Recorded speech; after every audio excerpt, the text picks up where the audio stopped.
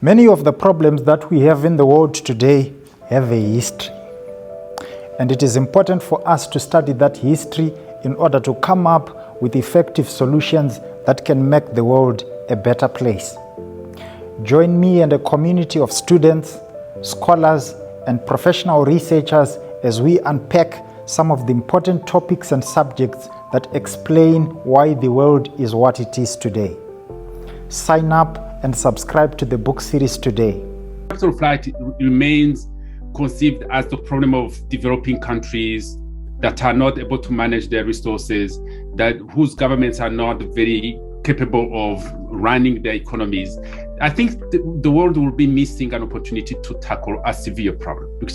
These international networks that are discussed in the book and in the case studies of the three countries. We call them transnational plunder networks. And I think that rivalries are very much related to two things I just talked about: the enormous size and the failure to integrate the nation. So when they open Brasilia, one of the things they do is they create every state capital is going to be connected to Brazil by a highway. And that's great, but that's in the 1960s. So what happened when you talk about regional rivalries is that each region had commodities and so forth that it produced well, and often had better lines of communication to its markets. So people in South is that there was a combination of extremely harsh lockdown measures and almost no social protection or compensation.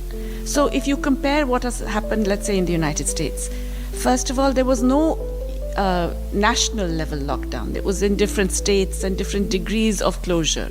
Yes, whereas in India, it was with... Define a superstate as a hybrid form, part empire, part modern state. These polities that carry all the old burdens of empire, the problems of scale and diversity, and the problem of maintaining cohesion, keeping things together, and then a polity that also carries all of the conventional burdens of modern statehood, which is respecting human rights, providing extensive services, and so on. So a superstate is an entity that carries both of these burdens. And because it carries both of these burdens, it's distinctive from most other states on the planet, which are relatively small. Now, part of the problem is that universities are Eurocentric institutions. They are founded and based on white supremacy and advocating that. So everything is taught around that kind of thematic. And our job is to break this mindset that depends on Hegel and Kant's denial of African history and African agency. We have to break this mindset that Africa has done nothing to contribute to the greatness of society. Every time when we raise the issue of racism, we are being accused of being racist.